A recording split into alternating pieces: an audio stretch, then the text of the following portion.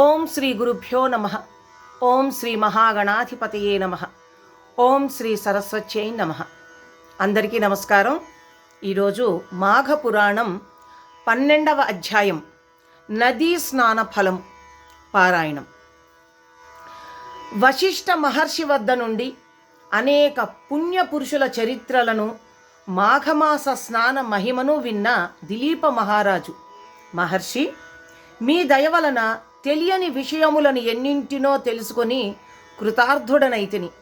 కానీ మహర్షి, ఈ మాఘమాసమందు ఏ పుణ్యతీర్థములందు స్నానమాచరించిన ఎంత పుణ్యఫలము సిద్ధించునో తెలియజేయుమని ప్రార్థించాడు.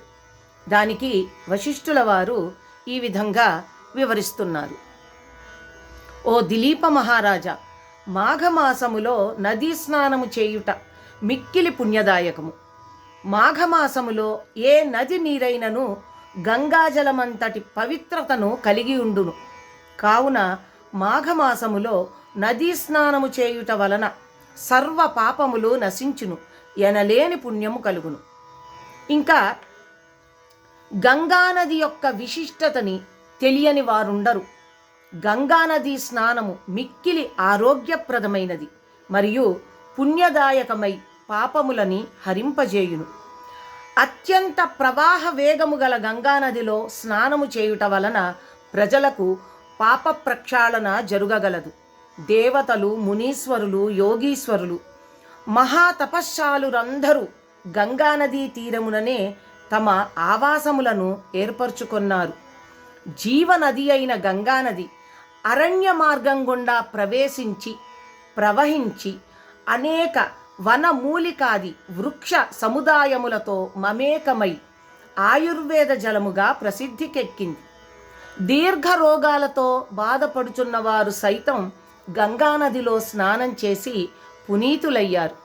పరమేశ్వరుని జటాజూటము నుండి జాలువారుతున్న గంగానది మిక్కిలి పవిత్రమైన పుణ్యనదిగా దేవాది దేవులందరిచే కొనియాడబడుతున్నది. మిక్కిలి పవిత్రమైన గంగానదిని గురించి తెలియని వారుండరు. మాఘమాసమందు గంగానదిలో స్నానము చేసినచో విశేష పుణ్యఫలము లభించును. వారి పాపములన్నీయూ హరించుకుపోయి విష్ణు సాయుధ్యమును పొందగలరు. గంగానదీ స్నాన ఫల మహిమ ఇంతింత అని చెప్పడానికి శక్యము కాదు.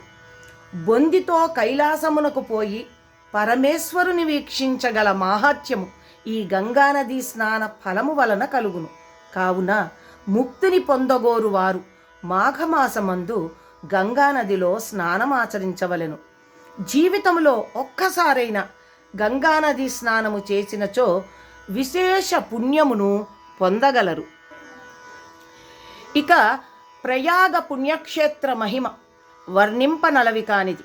ఇది గంగా, యమున, సరస్వతీ నదుల త్రివేణి సంగమము. మాఘమాసమందు త్రివేణి సంగమంలో స్నానమాచరించి మాఘమాస వ్రతమును, పూజలు చేసి దాన ధర్మాది కార్యములు చేసినచో వారు నేరుగా విష్ణు సాయుధ్యమును చేరుదురు అనుటలో సందేహమే లేదు. ఈ ప్రదేశము గొప్ప విశేషతను సంతరించుకొన్నది. గంగానది సముద్రములో కలిసే చోటు ఇదే. ఈ త్రివేణి సంగమములో స్నానమాచరించినచో 7 జన్మల పాపములు హరించుకుపోవును. మాఘమాసమందు త్రివేణి సంగమంలో నదీ స్నానం చేసి వ్రతము, పూజలు, దాన ధర్మాది కార్యములు చేసి విష్ణు దేవాలయములు, శివాలయములు ఇత్యాదులని దర్శించినచో విశేష పుణ్యఫలము లభించును. మరో జన్మ అంటూ ఉండదు. జన్మరాహిత్యమును పొంది విష్ణులోకమున శాశ్వత స్థానమును పొందగలరు. కావున ప్రతివారు మాఘమాసమందు త్రివేణి సంగమంలో స్నానమాచరించి ముక్తిని పొందగలరు. గోదావరి దక్షిణ భారతదేశములో ప్రసిద్ధి పొందిన నదీ పుణ్యక్షేత్రము. దీనికి గౌతమీ నది అనే పేరు కూడా కలదు. ఇది పడమటి కనుమలకు దగ్గరలోనున్న నాసికా త్ర్యంబకమనే పుణ్యక్షేత్రమందు పుట్టుచున్నది.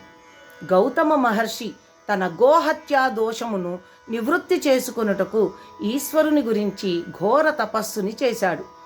ఈశ్వరుడు మెచ్చుకొని గోహత్యా ప్రదేశము మీదుగా గోదావరిని ప్రవహింపచేసి ఆ ప్రదేశమంతటిని పవిత్ర పుణ్య ప్రదేశమయ్యేటట్లు చేశాడు.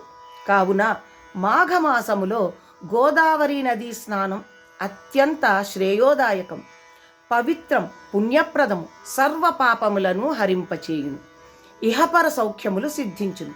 ఈ గోదావరి నదిలో మరికొన్ని ఉపనదులు కూడా కలియుటచే దీనిని సప్త గోదావరి అని కూడా అంటారు.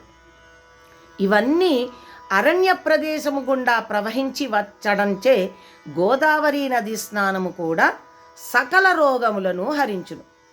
ప్రతి సంవత్సరము వచ్చు వరద గోదావరిలోను మాఘమాసమందును ఈ నదిలో స్నానం చేసినచో ఆరోగ్య ఐశ్వర్యములు ప్రాప్తించును. ఇంకను పరంతప, ప్రభాసం అనే క్షేత్రములు మిగుల ప్రసిద్ధికెక్కాయి. పరంతప నదీ తీరమందు శివుడు లింగాకారంలో వెలసి ఉన్నాడు. ప్రభాస క్షేత్రమందు స్నానం చేసినచో బ్రహ్మహత్య మహాపాతకములు కూడా హరించుకుపోతాయి అని ప్రతీతి. దీనికి నిదర్శనంగా ఈ కింద వృత్తాంతము తెలియజేయబడింది. ఆదిదేవుడైన శంకరునికి మరియు విష్ణువు యొక్క నాభి కమలమందు ఉద్భవించిన సృష్టికర్త అయిన బ్రహ్మకు 5 తలలు ఉండేవి. అందుచేతనే వారిద్దరిని పంచముఖేశ్వరుడని, పంచముఖ బ్రహ్మని అనే పేర్లతో పిలుస్తారు. ఒకనాడు ఈశ్వరునికి బ్రహ్మకి వాగ్యుద్ధం జరిగింది. నాకు 5 తలలున్నాయి కావున నేనే గొప్పవాడిని అని బ్రహ్మ, నాకు 5 తలలున్నవి కావున నేనే గొప్ప అని శంకరుడు వాదించుకొనసాగారు.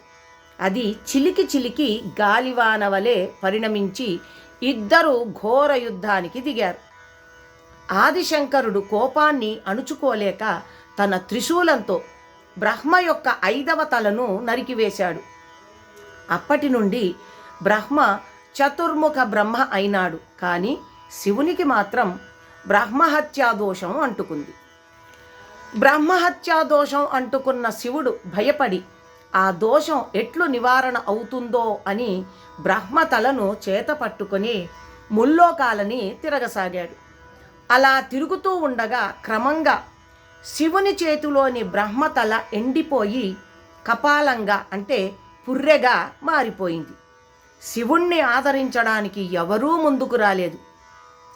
చేసేది లేక శివుడు ఆ కపాలంతోనే భిక్షను స్వీకరిస్తూ భూలోకానికి చేరుకున్నాడు. శివుడు అత్యంత తేజోమయి, సౌందర్యవంతుడు, మిక్కిలి అందగాడు. అతని ముగ్ధ మోహన రూపిని చూసి చలించని స్త్రీలు ఉండరు అనడంలో సందేహమే లేదు. భూలోకంలో భిక్షాందేహి అంటూ శివుడు ఆ విధంగా భిక్షాటన చేస్తూ ఉండగా భిక్ష వేసే స్త్రీలందరూ అతని సౌందర్యానికి లోబడి ఆదమరచిపోయేవారు. తమ తమ స్త్రీలందరూ జగన్మోహనాకారుడైన భిక్షకుని వెంట పడుట వలన మునీశ్వరులకి, తపశ్శాలులకి కోపం వచ్చింది. తమ భార్యలందరూ శివుని వెంట పోవడం సహించలేకపోయారు. వారి కోపం తారాస్థాయికి చేరింది.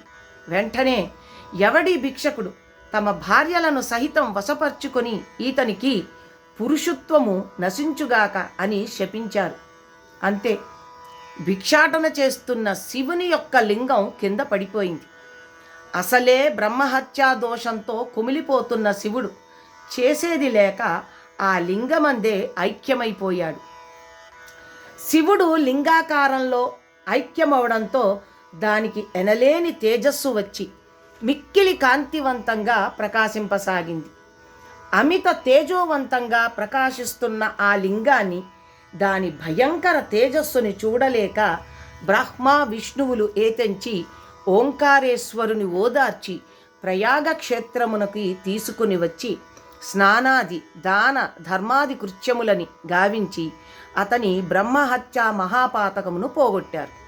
భూలోకమందు భక్తులందరూ లింగాకారమందే ఐక్యమయ్యున్న శివుణ్ణి పూజించి కైలాస ప్రాప్తిని పొందసాగారు.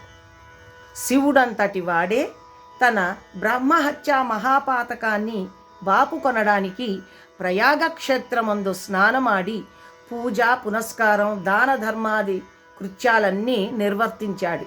కావున ప్రయాగ క్షేత్రము అత్యంత పుణ్యప్రదమైనది. ఇక్కడి త్రివేణీ సంగమమందు స్నానమాచరించినచో సర్వ పాపములు హరించుకుపోవుతాయి అనడంలో పై వృత్తాంతమే నిదర్శనము. ఇంతటితో మాఘపురాణం 12వ అధ్యాయం పారాయణం కూడా ముగిసింది. తిరిగి రేపటి పారాయణంలో కలుసుకుందాం. నమస్కారం.